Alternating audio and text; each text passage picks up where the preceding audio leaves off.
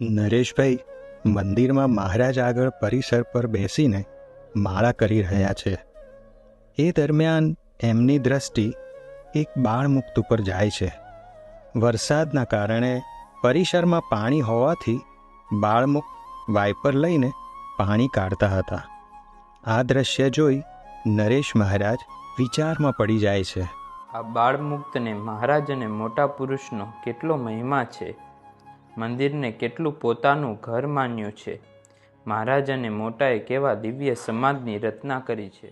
બીજા દિવસે નરેશભાઈ દર્શન માટે આવે છે અને એ વખતે પણ વરસાદના કારણે પરિસરમાં પાણી હતું. એ જોઈને નરેશભાઈ વાઇપર લઈ પાણી બહાર કાઢે છે.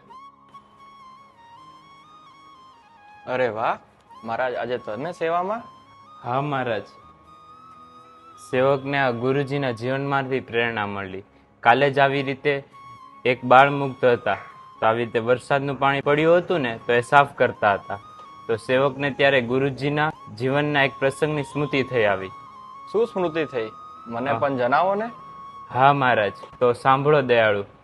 ગુરુજી ગોધર વિચરણમાં પધાર્યા હતા. ત્યારે ગુરુજી પ્રદક્ષિણા કરી રહ્યા હતા. ત્યારે સિંહાસનની પાછળ ગુલાબની પાંદડીઓ ધોળાયેલી હતી. એ જ વખતે ત્યાં સાવરણી પડી હતી. તો ગુરુજીએ સાવરણી લઈને સાફ કરવા લાગ્યા. ઓહો હો, ગુરુજી આવા ગુરુ પદે વિરાજતા હોવા છતાં આટલો બધો સેવાનો આગ્રહ? હા મહારાજ, ગુરુજી આવા ગુરુપદે બિરાજે છે તો પણ આવી સેવા કરે છે.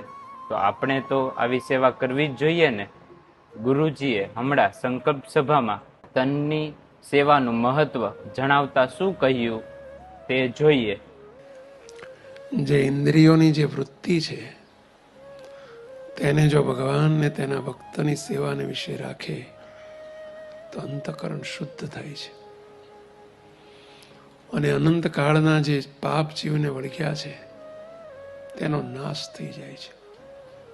હા, હવે તો હું પણ દ્રઢ સંકલ્પ કરું છું કે નાની મોટી દરરોજ તનની સેવાનો લાભ લઈશ અને મહારાજ અને મોટા પુરુષનો ખૂબ ખૂબ રાજીપો કમાઈશ. ના ના, તમારી વાત સાચી છે. હવેથી હું પણ સેવામાં લાભ લઈને મહારાજ અને મોટાનો રાજીપો કમાવીશ.